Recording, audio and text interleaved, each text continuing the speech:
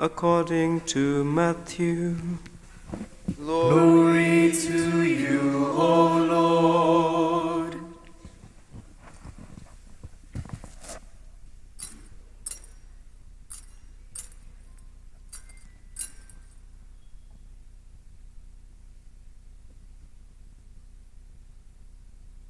After the Sabbath, and towards dawn on the first day of the week, Mary of Magdala and the other Mary went to visit the sepulchre. And all at once there was a violent earthquake, for the angel of the Lord, descending from heaven, came and rolled away the stone and sat on it. His face was like lightning, his robe white as snow. The guards were so shaken, so frightened of him, that they were like dead men. But the angel spoke, and he said to the women, "There is no need for you to be afraid. I know you are looking for Jesus who was crucified. He is not here, for he has risen, as he said he would. Come and see the place where he lay. Then go quickly and tell his disciples, he has risen from the dead, and now he is going before you to Galilee. It is there you will see him. Now I have told you." Filled with awe and great joy, the women came quickly away from the tomb and ran to tell the disciples. And there, coming to meet them, was Jesus. "Greetings," he said. And the women came up to him, and falling down before him, clasped his feet. Then Jesus said to them, "Do not be afraid. Go and tell my brothers that they must leave for Galilee. They will see me there." The Gospel of the Lord. Praise to the Lord Jesus Christ.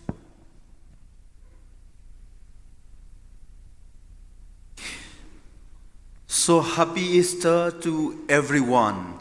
Dear Father, Assistant Director, Father Riton Bor, the sisters, brothers from St. Edmunds, and other brothers who are here, and to all of you, dear people of God, I take this opportunity to wish you once again Happy Easter. Hallelujah! Hallelujah. Yes, the Lord has risen indeed.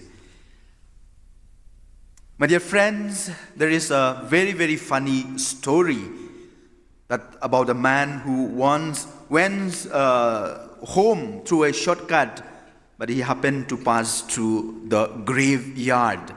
And it is late in the evening. So as he walked nervously among the tombstones and the graveyards, he suddenly heard a strange sound humming, something like that. His heart began to race.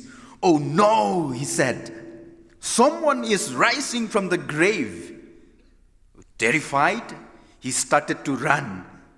But then curiosity got the better of him. He slowly turned back, walked closer, and he discovered a man calmly plastering one of the grave. The frightened man shouted, he said, "You scared me. I thought someone was coming out of the grave." And the worker replied, "You stupid fellow, why are you afraid? The dead don't come out from the grave. The dead don't come out from the grave."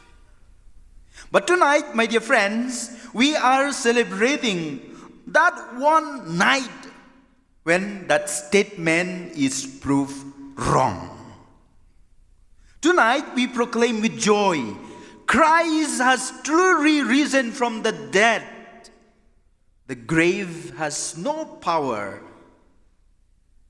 and Christ has defeated it.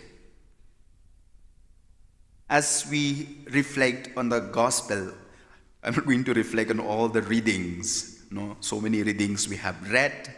I know all of us are, we have listened and we have followed from the Holy Week book.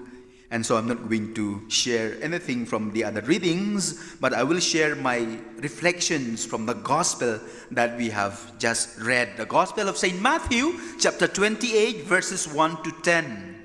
And as I prepared for my homily, I found 4 powerful signs that may help us to reflect on our Easter celebration this year. As we know that this celebration is not just an event of the past, but it's realities for our lives today. So therefore, let us look at these 4 signs that we found in the gospel this evening. First and foremost, we heard in the gospel that the stone was rolled away. The gospel tells us the angel came and rolled away the stone from the tomb. Now, this is very, very important for us to note. The stone was not rolled away to let Jesus out, but to make sure, especially for those 2 ladies, those 2 women who went in there to discover something. The risen Lord did not need the stone to be removed.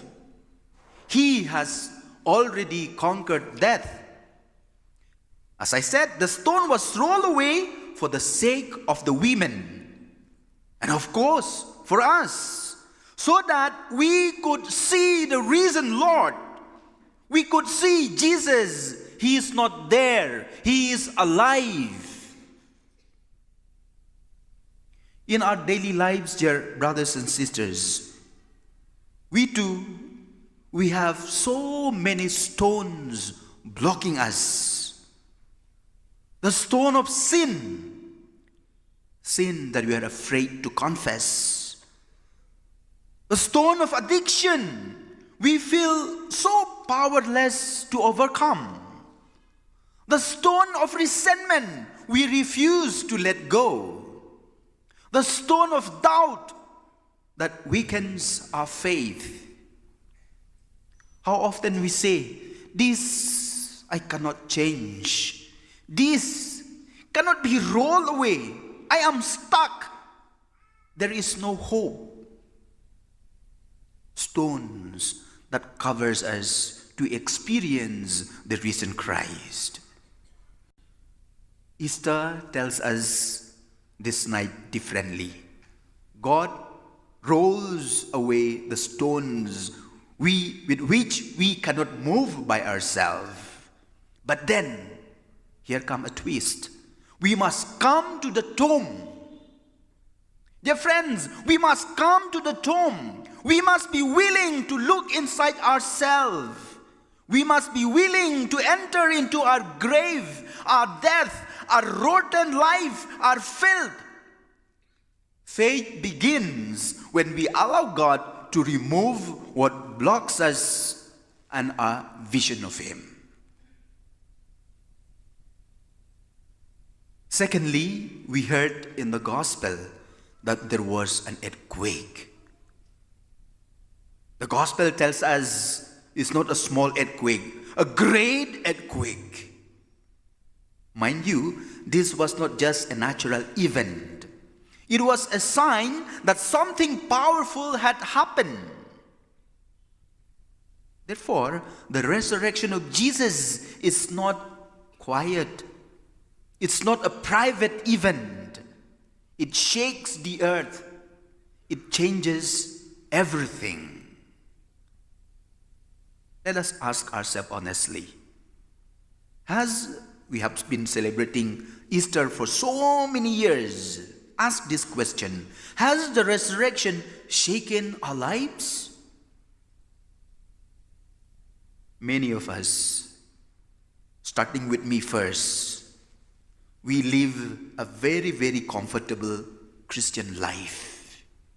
We attend Mass, but without much involvement. We pray, but without transformation. We believe, but without commitment. There is no earthquake in our hearts. The resurrection is meant to disturb us, dear brothers and sisters, to shake us out of our routine and mediocrity.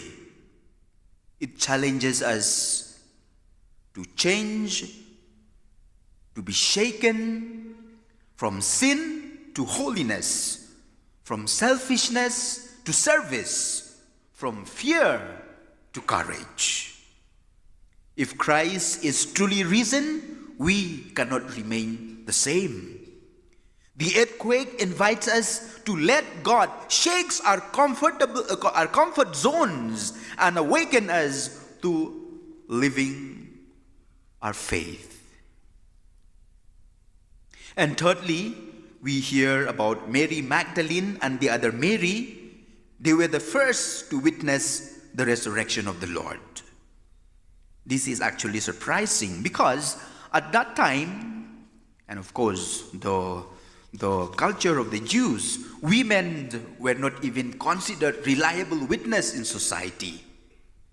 Yet, the gospel tells us God chose them first to witness the resurrection. We ask, why? Why? They were the first to witness the resurrection of Jesus because they were faithful. They did not run away. They stayed with Jesus, even on the cross, even at the tomb. While others lost hope, they ran away. The women continued to seek him, even early in the morning. And because of their faithfulness, they were the first to encounter the risen Lord. This is a very powerful message for all of us today. Those who remain faithful will be the first to see the light of Christ. Yes, we cannot deny in our lives we experience moments of failure, moments of confusion, moments of loss, moments of spiritual dryness, and sometimes we feel like God is absent. But Easter reminds us, do not give up. Stay faithful. Keep seeking him. Dear friends, in our context today, in our families, in our various groups, societies, associations, we face challenges, struggles, pressures. Faithfulness matters more than success in all this. God reveals himself not to those who are strong, but to those who are faithful. And fourthly, the gospel tells us that the angel told the women, go to Galilee. Go and tell his disciples he is going ahead of you to Galilee, where you will see him. Why Galilee? Because Galilee is where everything began. It is a place of ordinary life, ordinary work, family, daily struggles. It is there where Jesus began his ministry, calling his disciples, performing miracles. It's in Galilee, not Jerusalem, although it is a center of power. But Jesus meets the disciple in a simple, familiar place. This means something very important for us. Friends, we do not meet the risen Jesus only in extraordinary moments, but in ordinary life. Many of us think, I will experience God only during the retreat or during special moments or during special prayers. Or I will feel close to God only in the church or only when the Holy Father comes to visit. But today, the gospel tells us, go to Galilee. Your Galilee is your home. Your Galilee is your workplace. Your Galilee is your classroom. Your Galilee is your parish, your daily struggles. That is where Jesus is waiting for you. In our busy lives today, we often separate faith from daily living. But the resurrection of Jesus, He unites both of them.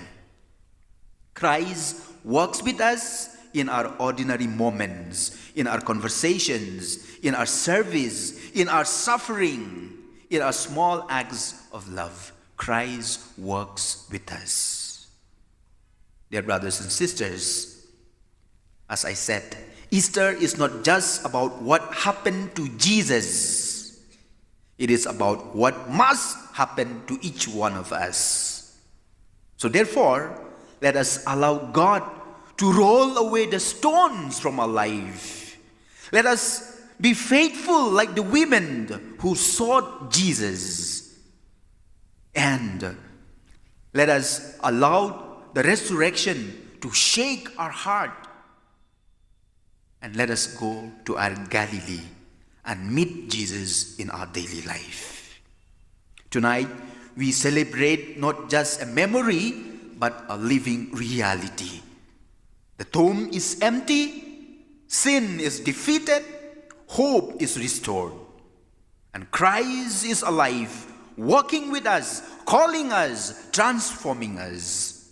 So let us not leave this vigil unchanged. Let this night be the beginning of our new life.